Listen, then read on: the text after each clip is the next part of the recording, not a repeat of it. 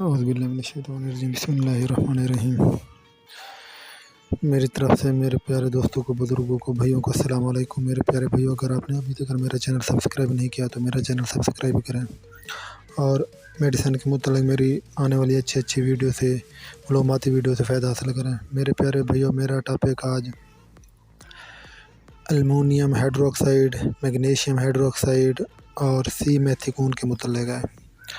مذکورہ بالا فارمولہ کے تحت بہت سے برانڈ ناموں سے دوا مارکیٹ میں دستیاب ہے۔ اب میں دوا کے استعمال کے متعلق بتا رہا ہوں کہ دوا کس مقصد کے لیے استعمال کی جاتی ہے۔ یہ دوا معدے کی تیزابیت کے لیے استعمال ہوتی ہے۔ یہ دوا سینے کی جلن کے لیے استعمال ہوتی ہے۔ یہ بد ہضمی کے لیے استعمال ہوتی ہے۔ پیٹ میں گیس ختم کرنے کے لیے استعمال ہوتی ہے۔ معدے کے زخم کے لیے استعمال ہوتی ہے۔ اب میں دوا کے مال ایکشن کے متعلق بتا رہا ہوں۔ معدے کے اندر تیزاب بننے کی کثرت کو کنٹرول کرتی ہے یہ دوا، اور اس کی وجہ سے سینے کی جلن کنٹرول ہو جاتی ہے۔ جب تیزابیت ختم ہو جاتی ہے تو معدے کا زخم بھی درست ہو جاتا ہے۔ ہضم کے نظام کو درست کر کے بد ہضمی اور گیس بننے کو روکتی ہے یہ دوا۔ اب مقدار خوراک اور استعمال کے متعلق میں بتا رہا ہوں۔ 1 یا 2 گولیاں یا 1 یا 2 چمچ دن میں 3 سے 4 مرتبہ استعمال کریں۔ اب میں برانڈ ناموں کے متعلق بتا رہا ہوں۔ یہ دوا مختلف فارمیسیوں کے مختلف ناموں سے تیار کی گئی ہے، جبکہ ان کا فارمولہ ایک ہی ہے۔